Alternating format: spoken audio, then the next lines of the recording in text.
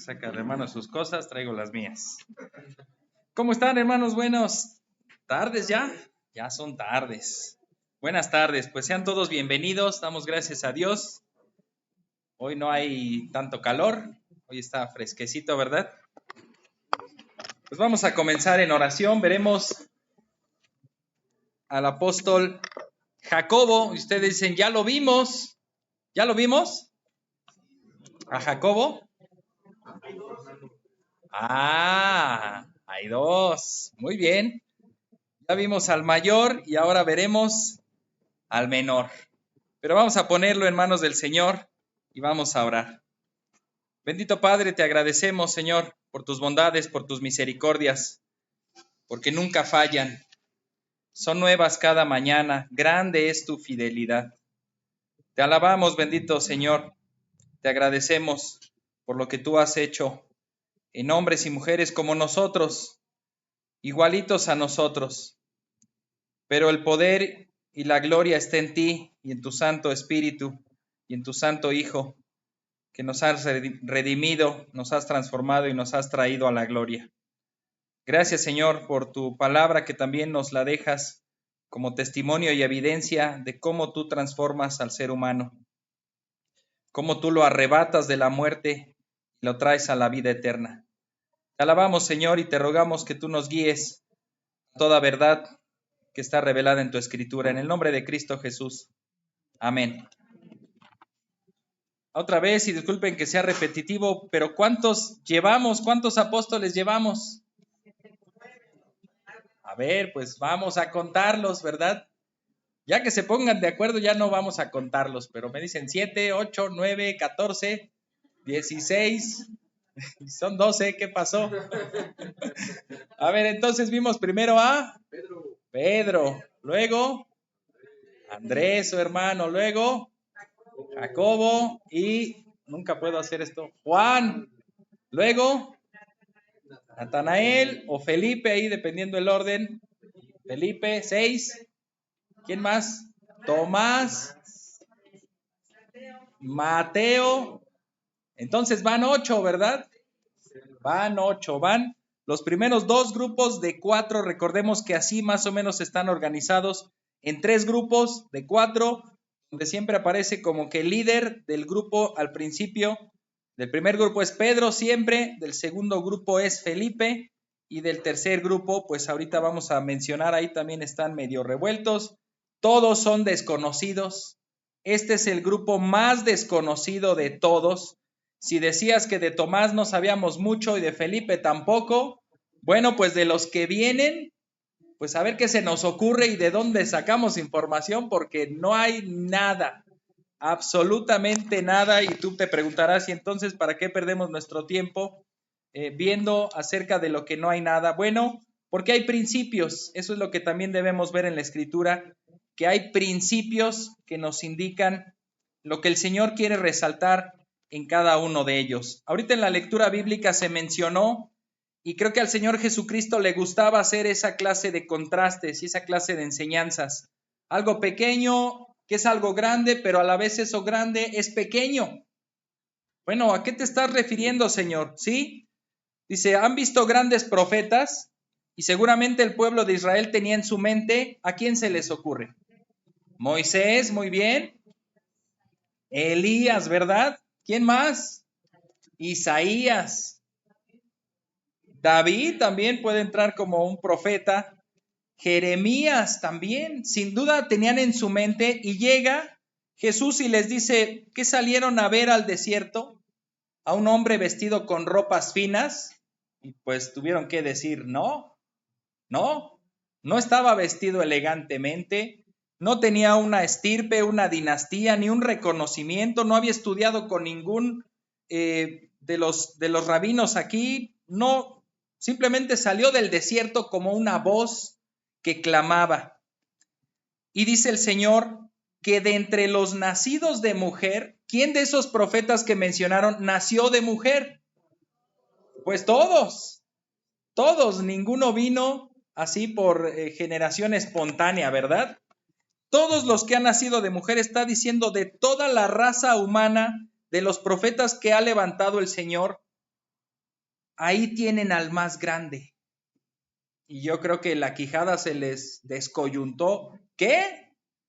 ¿Cómo me estás diciendo que Juan, ese salvaje que está ahí en el desierto, ermitaño, que nada más baja de vez en cuando y nos pone una regañada de aquellas, ¿cómo estás diciendo que es el más grande de los profetas? Y dice, sí, pero a su vez en el reino de los cielos, el más pequeño es mayor que él. Entonces eso nos pone en perspectiva de, pues, tamaño, por así decirlo. Hoy veremos un principio importante que tiene que ver con el tamaño. Y bueno, como introducción veremos estos 5 incisos que siempre ponemos en cada apóstol, comenzando con el inciso A, que se va a mencionar ahí, su importancia.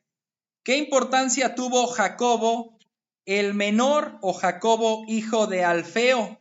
¿Alguien recuerda alguna anécdota de él?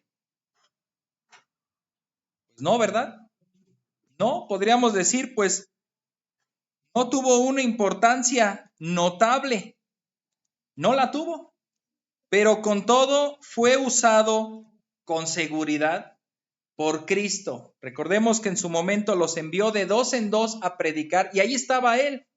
Y regresaron gozosos diciendo, hemos sanado enfermos, hemos expulsado espíritus y demonios, y la gente ha recibido el mensaje. Y ellos llegaron gozosos. Entonces Dios utilizó aún a este apóstol que podríamos pensar que pues no aparece en las escrituras mencionado. Su origen y trabajo, inciso B, tampoco tenemos mención de nada, ni de dónde era originario, ni a qué se dedicaba. Algunos han dicho que los primeros 8 eran de Galilea. De estos otros 4, pues con seguridad Judas no era de Galilea. Pero ¿de dónde son estos otros 3? Pues no sabemos. No sabemos. Al menos de Jacobo el menor no se sabe nada. También acerca del primer encuentro con Jesús, inciso C, tampoco se menciona nada. No se menciona como Pedro, o como Juan, o como Andrés, o como Felipe, o como Natanael, o como Mateo. No se menciona acerca de un encuentro que hayan tenido, o cómo fue llamado, pero sin duda, Cristo lo llamó. Sin lugar a dudas, Cristo lo llamó. Inciso D, y ahí vamos a analizar varios pasajes en este inciso D, porque sí se menciona, lo único que se menciona de él es su nombre y su familia, su parentesco, por así decirlo. Acompáñenme a Mateo 10:3, Mateo 10:3, que probablemente ahí aparece en su pantalla, ¿sí? Mateo 10:3 dice así, está hablando de la lista de los 12 apóstoles, y está en el segundo grupo, comienza con Felipe y Bartolomé, Tomás y Mateo, el recaudador de impuestos, y sigue Jacobo, nuestro Jacobo. ¿De quién es hijo? De Alfeo. Y otro apóstol de nombre Tadeo, que bueno, ese lo veremos después, que tiene 3 nombres o se le conoce de 3 maneras distintas. Y bueno, aquí cabe resaltar que al ser hijo de Alfeo, ¿no le sonó familiar? ¿Hay otro personaje que sea hijo de algún Alfeo?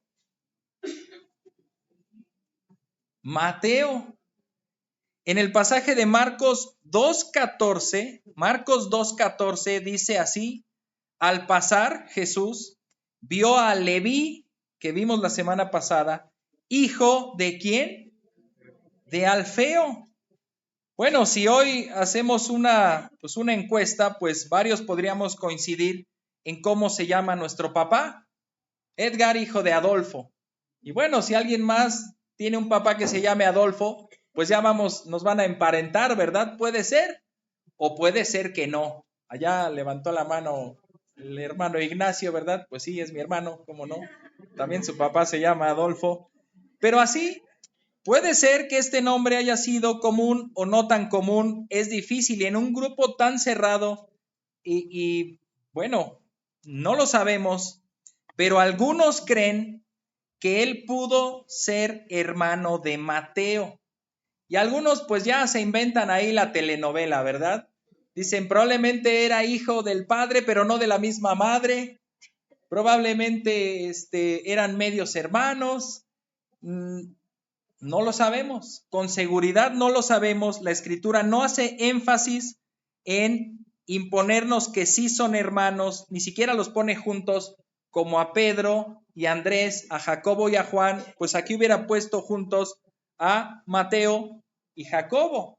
No los menciona juntos. Incluso en el mismo pasaje no se menciona Mateo, hijo de Alfeo, y luego Jacobo, hijo de Alfeo. Pues sería mucha coincidencia, ¿verdad? Algunos creen que pudo ser su hermano.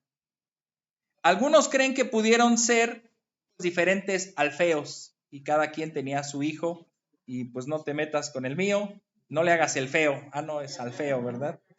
Bueno, segunda característica de ahí nos dice la Escritura que era hijo de María. Y bueno, ahí sí está más complicado, ¿verdad? ¿Quién de aquí su mamá se llama María? Yo tengo varios primos que también, y muchos conocidos que su mamá se llama María. María de Los Ángeles, María del Carmen, María Elena, María de la Luz, y bueno, ahí la creatividad está muy ingeniosa, ¿verdad? María María, Marimar. Ah, no, ¿verdad? Esos todavía no. Ya en las siguientes generaciones los veremos seguramente.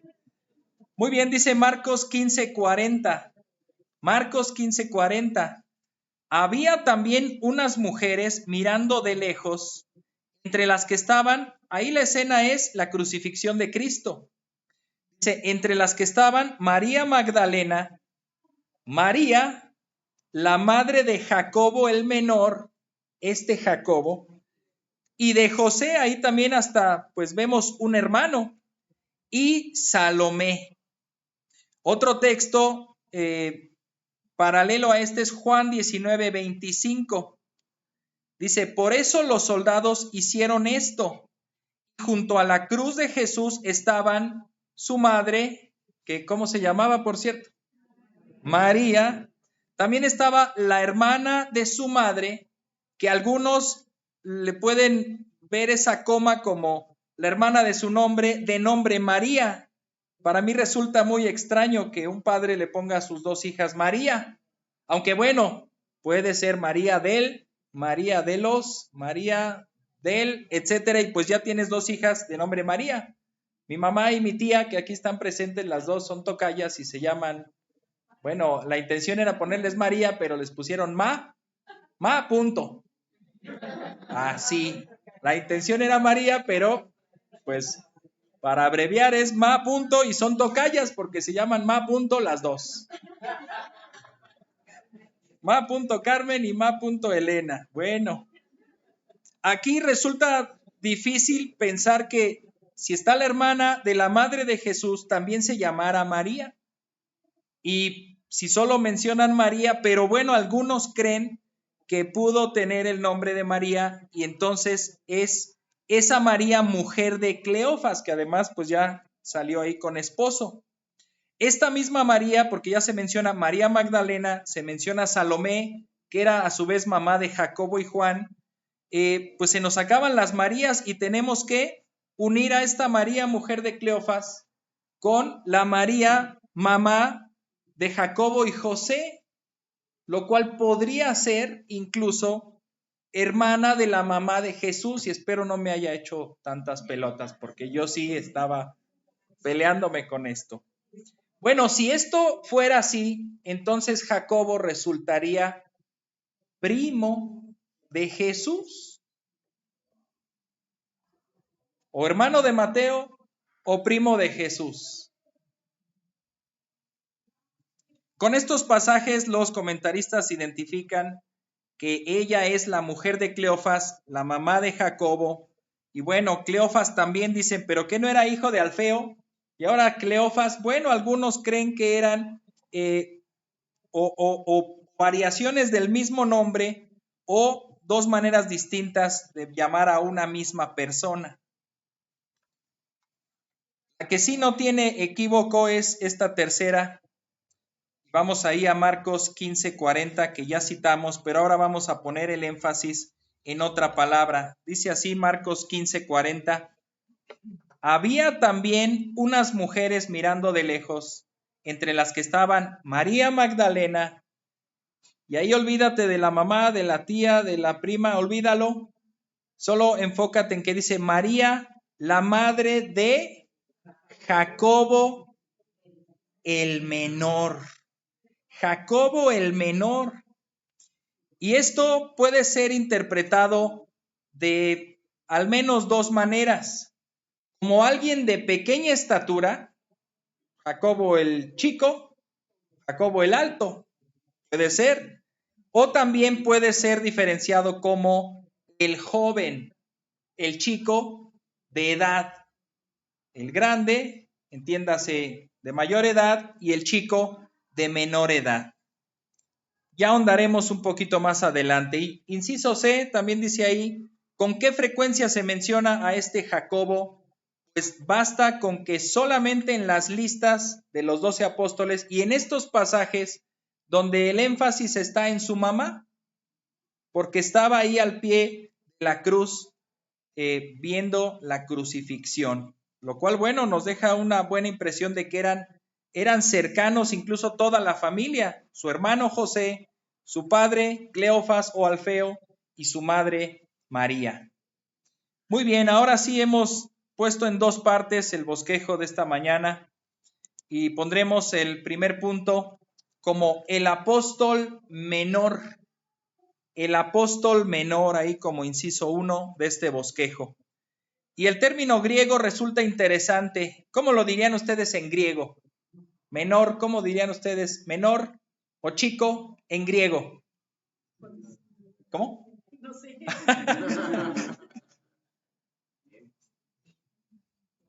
Y es más común de lo que parece. Nosotros hablamos de un 20% de griego, yo creo, porque muchas palabras son griegas. ¿Se dan? Pequeño, bueno, sí, está bien, ese es español. En griego, micros. Acuérdense de agregarle la S a final de las palabras y ya estarán hablando en griego. Micro, micros. Micro.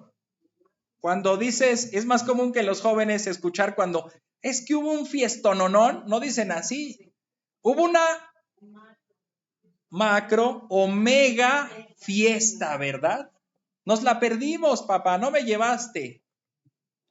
En este caso es la inversa o lo opuesto, micros.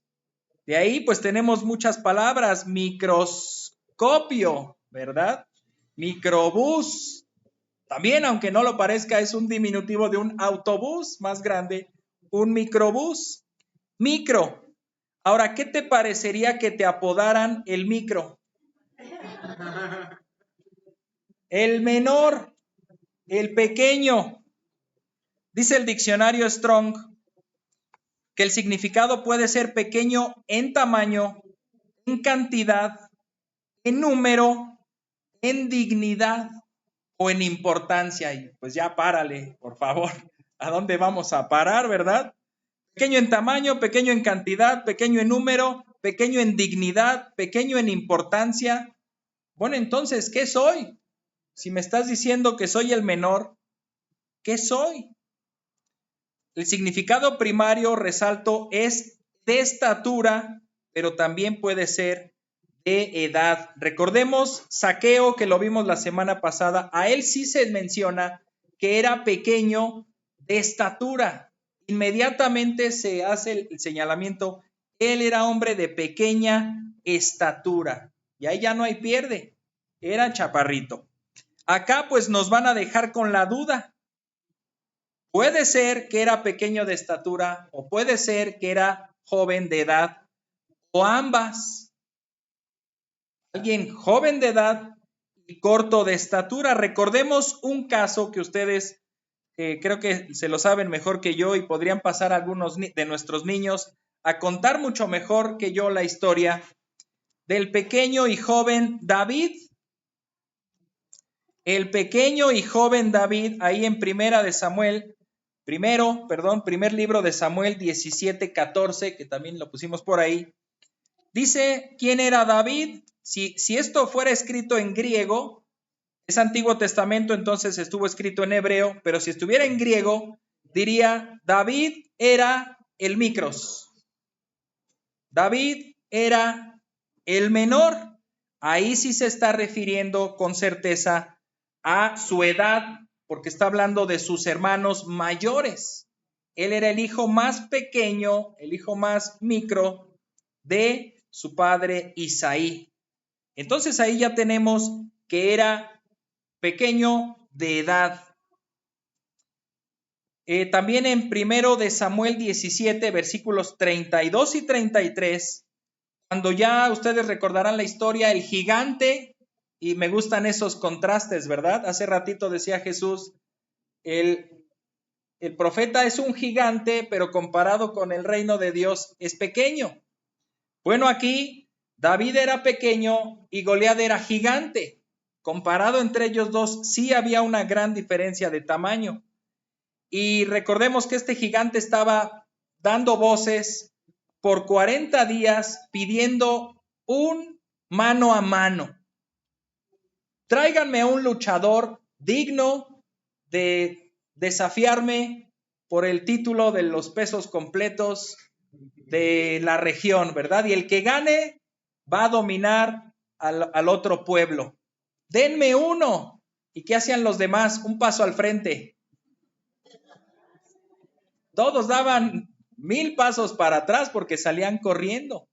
40 días estuvo provocando a los ejércitos y yo creo que hasta burlándose. ¿Que no hay ni uno?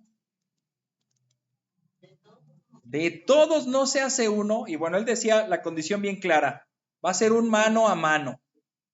Nada de que vengan 2 o 3, 1 a 1. ¿Quién? Pues no hubo. David, en cuanto escucha ese rumor, empieza a indignarse. Y él dice, ¿cómo es posible que nadie haga nada después de ver cómo este gigante está ofendiendo a nuestro Dios? Y bueno, él dice aquí en nuestro texto, 1 de Samuel 17, 32 y 33, y dijo David a Saúl, no se desaliente el corazón de nadie a causa de él. Su siervo, esto es, yo, iré y pelearé con este filisteo. Bueno, todo mundo se alegró, ¿verdad? Saúl, dice el siguiente versículo, entonces Saúl dijo a David, tú no puedes ir contra este filisteo. Bueno, a ver, no hay mucho de dónde escoger. Nadie quiere ir a pelear con él. Y el único que dice yo voy, el rey le dice tú no puedes ir. ¿Por qué? La razón está aquí. Porque tú eres el pequeño.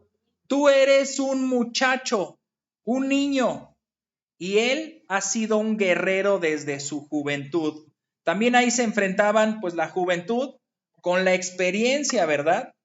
Una edad, se calcula que David podría tener unos 15 años ahí contra este guerrero de a lo mejor unos 30.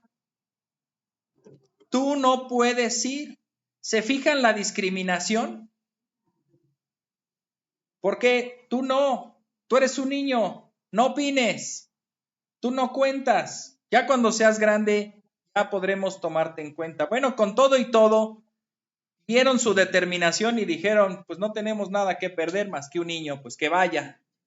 Ándale. Ahora, cuando se enfrenta con el gigante, también el menosprecio. Dice 1 de Samuel 17, 42 y 43. Cuando el filisteo miró y vio a David, lo tuvo en poco. Seguramente se rió a carcajadas, porque era muchacho y además era guapetón. Dice ahí rubio y bien parecido. Discúlpame que no. Dice, ¿qué pasó? Este no es el versículo, no dice guapetón. Perdón. Era rubio y bien parecido. Y dice ahí, y el filisteo le dijo a David, ¿Acaso soy un perro? O sea, ¿por quién me toman? Soy un gigante que causa terror en toda la tierra y me mandan un niño con palos y piedras. ¿Para qué? ¿Para que espante a un perro? ¿Acaso me están menospreciando a mí? Al que deberían menospreciar es a él. Y dice ahí el filisteo, maldijo a David por sus dioses. Y bueno, ya se puso pesada la cosa y ya sabemos cómo terminó la historia, ¿verdad? Dios dándole poder, fuerza y puntería a David y con una sola roca la hundió en su frente, cayó muerto, lo terminó cortándole la cabeza. Todo el pueblo huyó pensando que su gigante lo había derrotado a un niño, pues ¿qué les esperaba a ellos? Salieron huyendo, el pueblo los persigue y tienen una gran victoria. Ahora, en este momento, muchos, antes de ese evento, podían menospreciar a David, inclusive sus hermanos e inclusive su propio padre. Cuando el profeta Samuel va a su casa, enviado por Dios, dice, tienes que ungir al nuevo rey de Israel. ¿Está bien? Ve a la casa de Isaí. Muy bien. A ver, Isaí, tráeme a tus hijos. Y llega el primogénito. Dice Samuel, este es. Y le dice Dios, ese no es. Bueno, que pase el segundo. Tampoco. El tercero, el cuarto, el quinto. ¿No tienes más hijos? Sí, tengo uno, pero está ya cuidando las ovejas. Pues tráelo.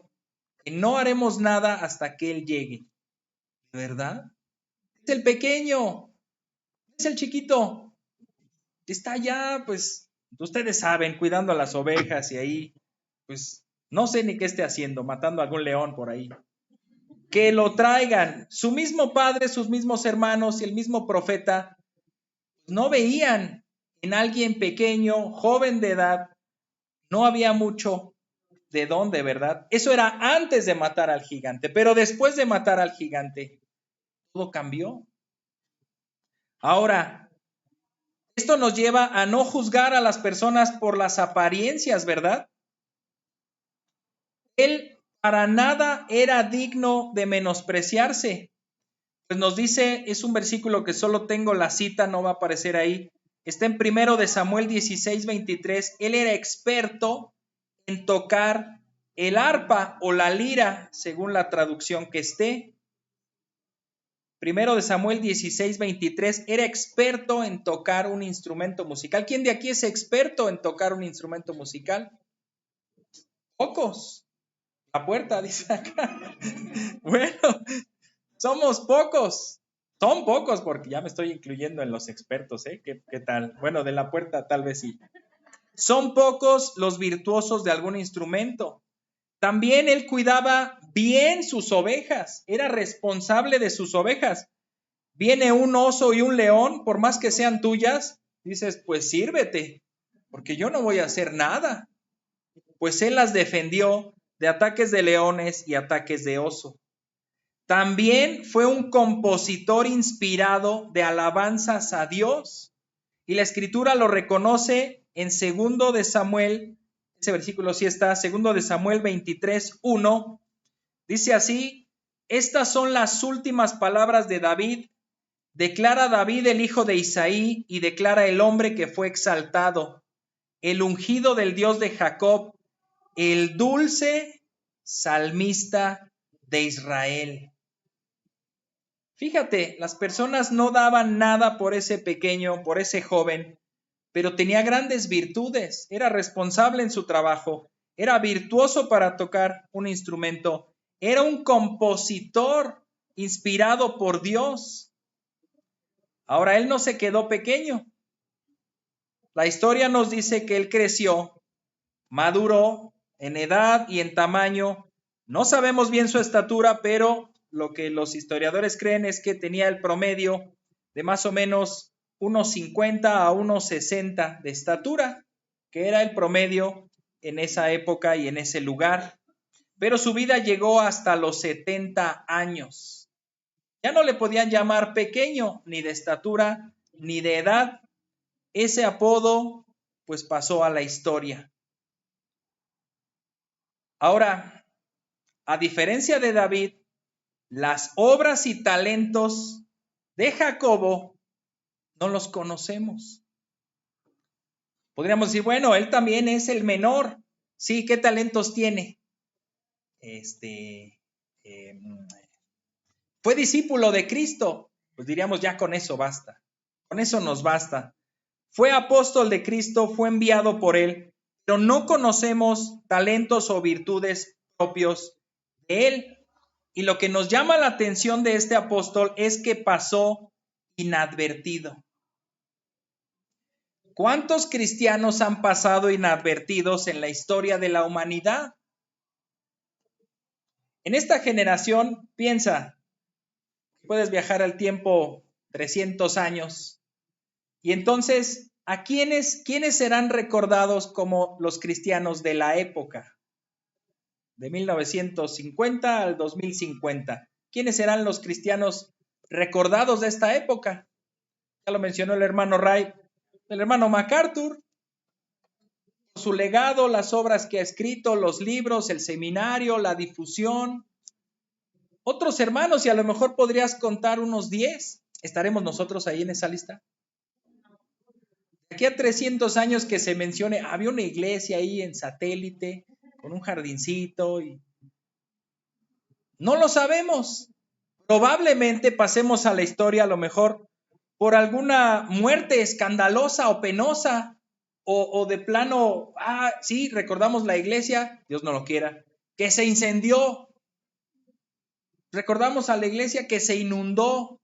Bueno, a no ser un evento de esa magnitud, lo más probable es que no pasemos a la historia y pues lo siento, ¿verdad? Si tenías ese ánimo de ser recordado, pues no lo sabemos. Tampoco soy quien para decir que no.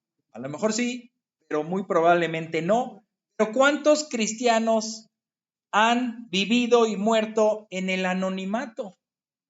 Muchos. Pero todo eso también ha sido propósito de Dios.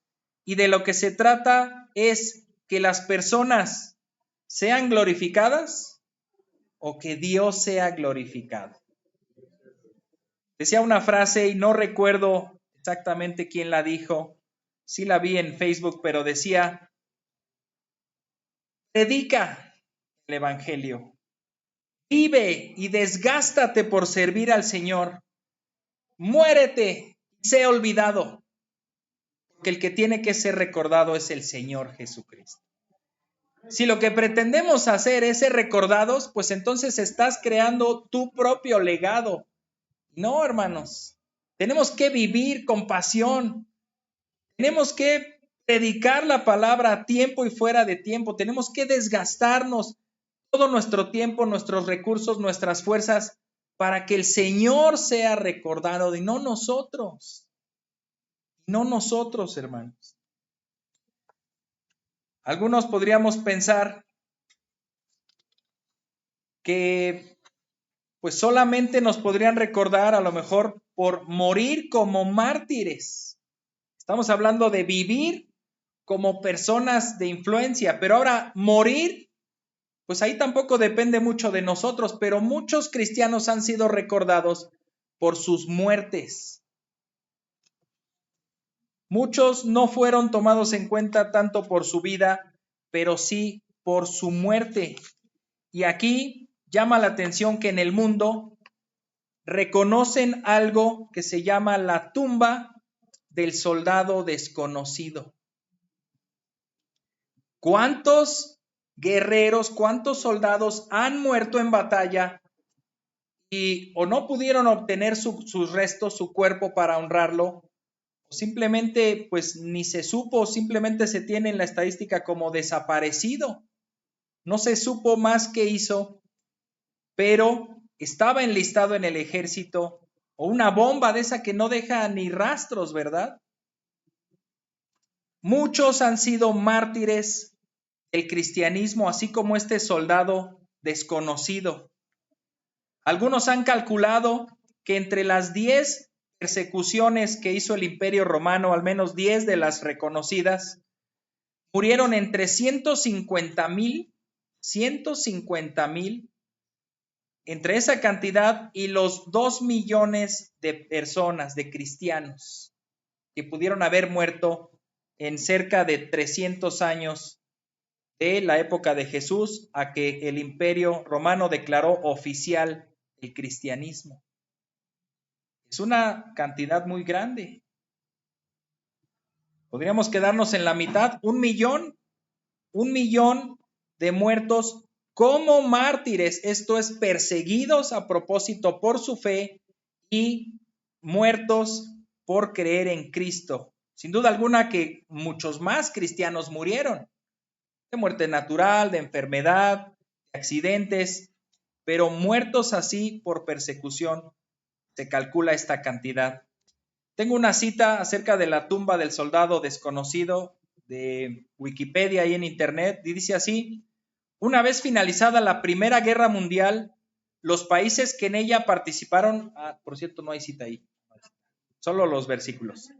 Los países que en ella participaron comenzaron a habilitar espacios conmemorativos a los caídos en los conflictos principales. Lo hicieron los vencedores principalmente.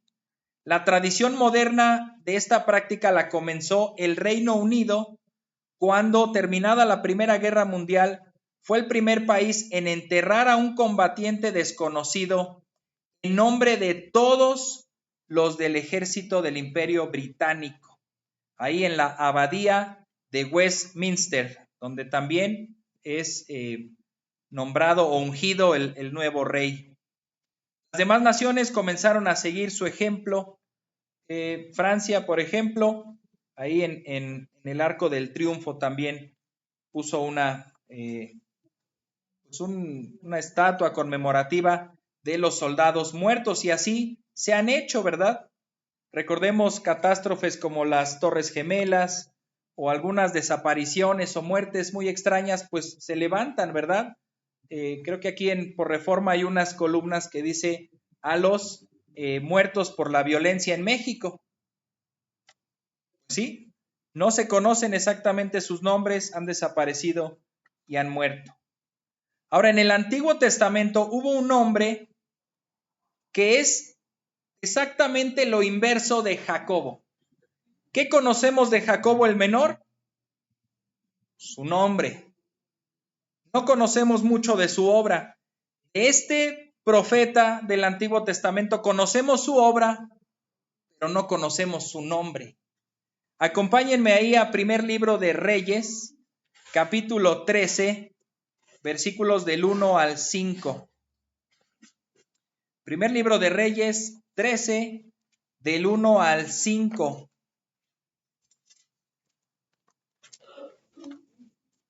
Dice así nuestro texto. Capítulo 13, del 1 al 5. Sucedió que un hombre de Dios, fue desde Judá a Betel por la palabra del Señor. Cuando Jeroboam era el rey, estaba junto al altar para quemar incienso. Y el hombre de Dios clamó contra el altar por la palabra del Señor y dijo: oh altar, altar, así dice el Señor, a la casa de David le nacerá un hijo que se llamará Josías, y él sacrificará sobre ti a los sacerdotes de los lugares altos que queman incienso sobre ti, y sobre ti serán quemados huesos humanos. Aquel mismo día dio una señal y dijo: esta es la señal de que el Señor ha hablado. El altar se romperá y las cenizas que están sobre él se derramarán. Cuando el rey oyó la palabra que el hombre de Dios había clamado contra el altar de Betel, extendió su mano desde el altar y dijo: préndanlo. Pero la mano que extendió contra él se le quedó rígida, de modo que no podía volverla hacia sí.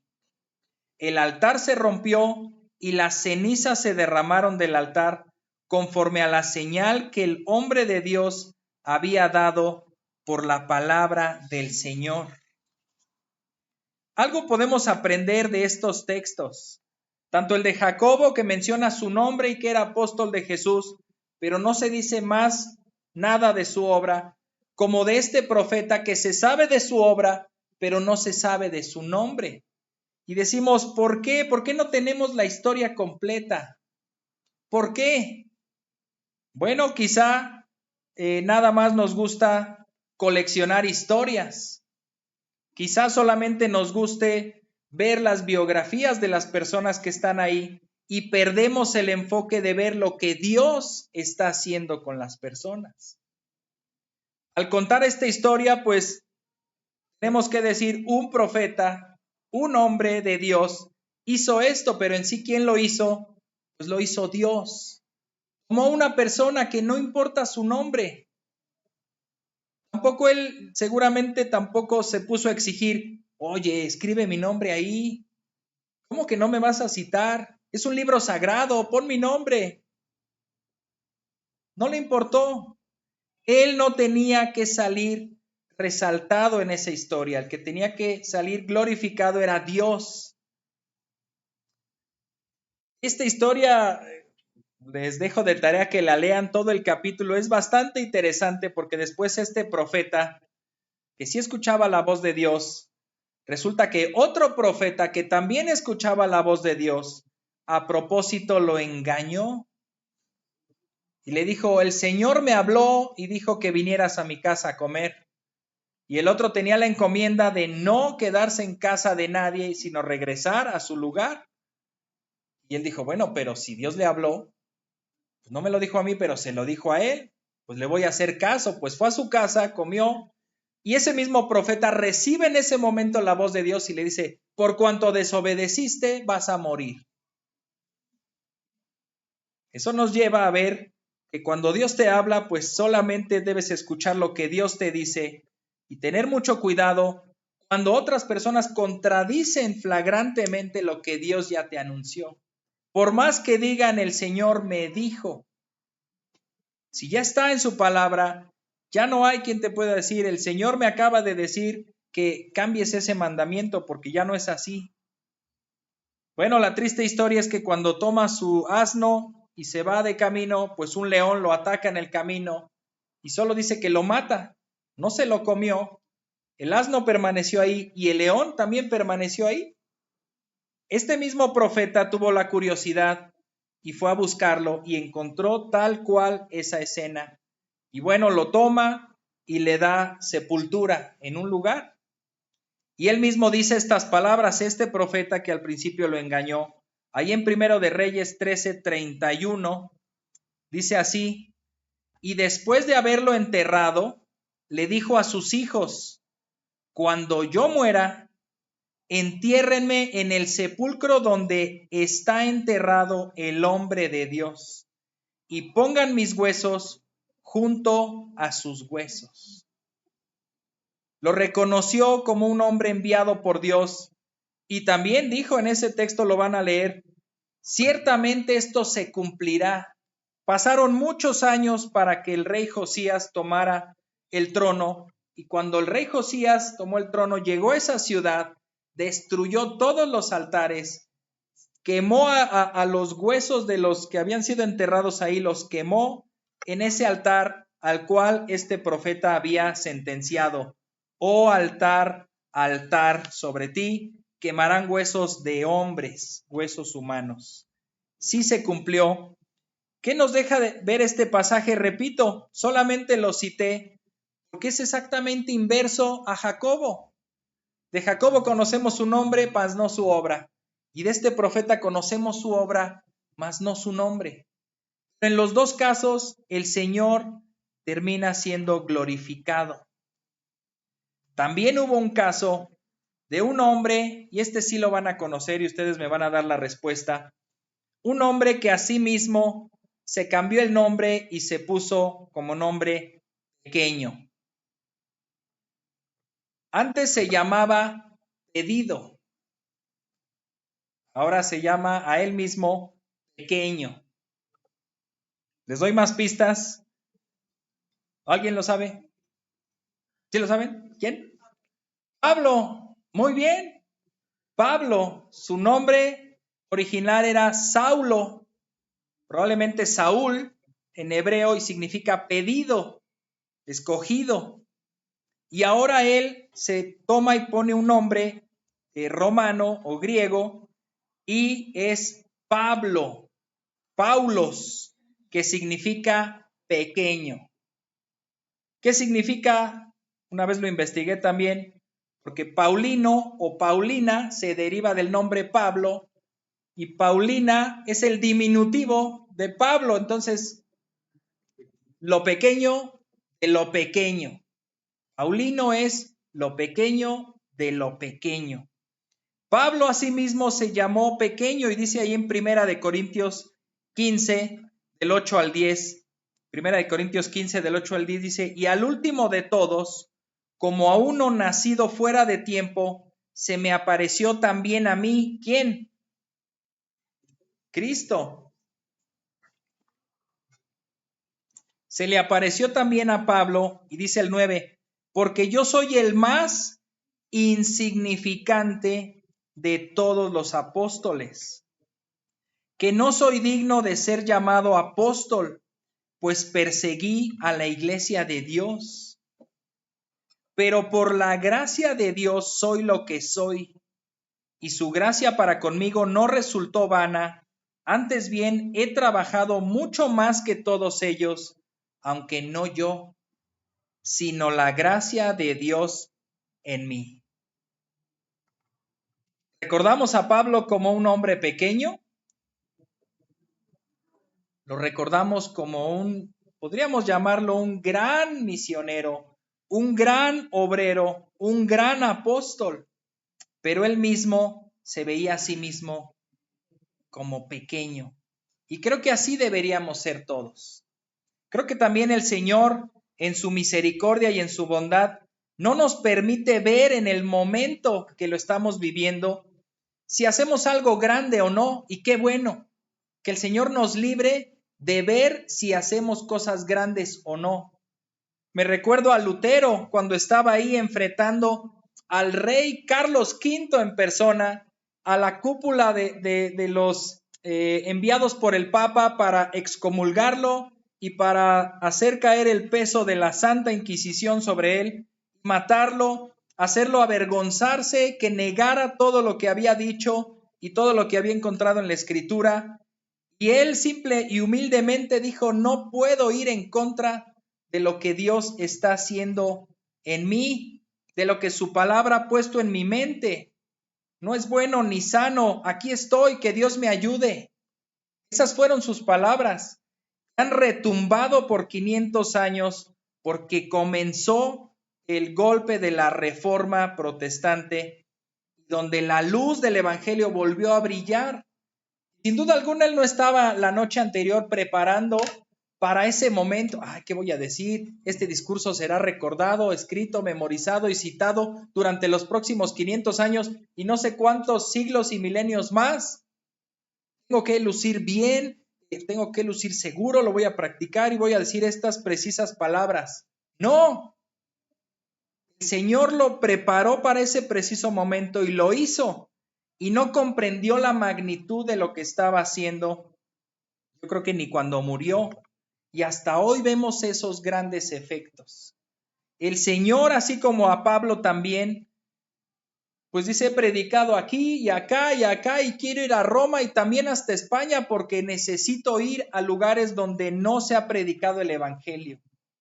Y vemos el impacto tremendo de su ministerio.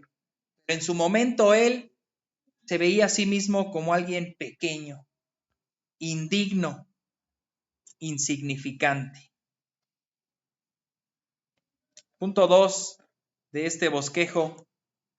Pues si el primero era el menor, el segundo es el apóstol silencioso. No se registra ningún diálogo de él, ninguna aparición en ningún lado, ni en las tradiciones de la historia de ese tiempo.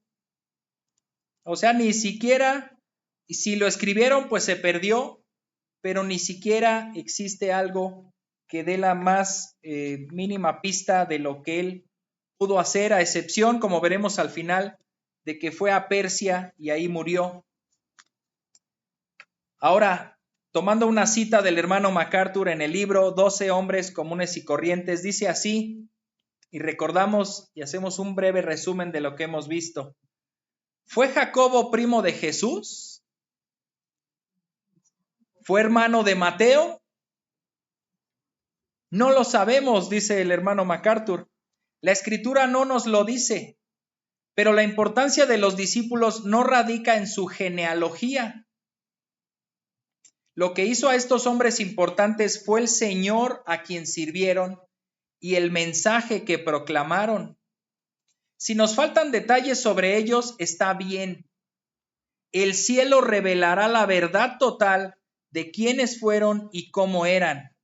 Mientras tanto, es suficiente saber que estuvieron cerca del Señor y que el Espíritu Santo les dio poder y que Dios los usó para llevar el Evangelio al mundo de aquellos días.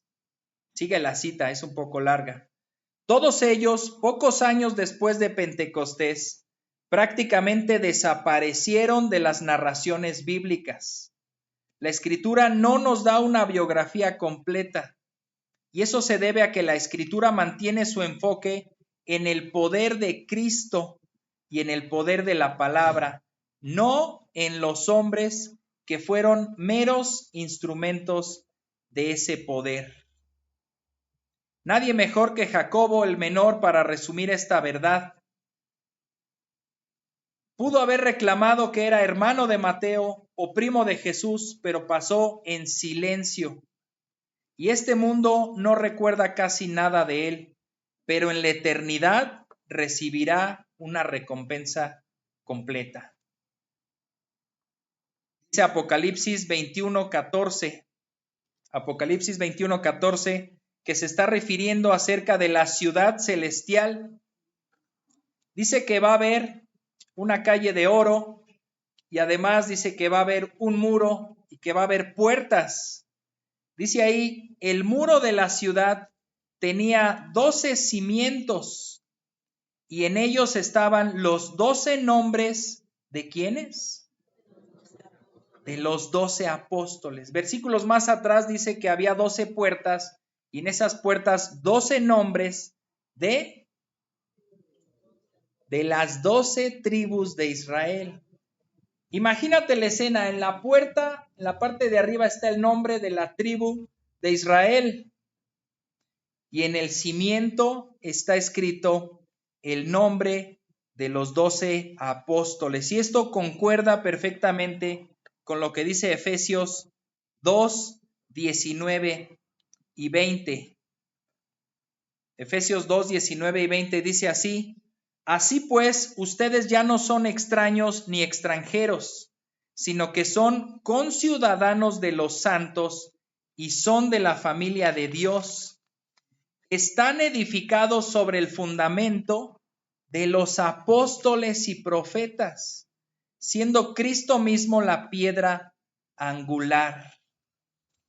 Cita el hermano MacArthur, estos cimientos conmemoran la relación de pacto de Dios con la iglesia, en la cual los apóstoles son el cimiento. También muestra el favor de Dios para con todo su pueblo, tanto los que estaban bajo el antiguo pacto como los que están bajo el nuevo pacto. Esto es Israel y la iglesia. Concluimos pues este mensaje dando el significado del nombre Jacobo. Significa suplantador, pero era tan común y todo mundo llamaba a alguno de sus hijos en las familias porque recordaban a aquel patriarca, el hijo de Isaac y a su vez nieto de Abraham, Jacob. Era muy popular este nombre. Ahora, con el paso del tiempo, este nombre Jacobo, algunos de ustedes no lo encuentren, si lo quieren buscar, más bien se van a encontrar a un tal Santiago. Pero al que busco es a Jacobo el menor y te sale ahí Santiago el menor. ¿Cómo pasó esto? Bueno, que fue variando en la disposición del nombre porque le llamaban Jacob y le comenzaron a llamar San Jacob, San Jacobo. Ya en latín sonaría así, Sant Jacob, Sant Jacob.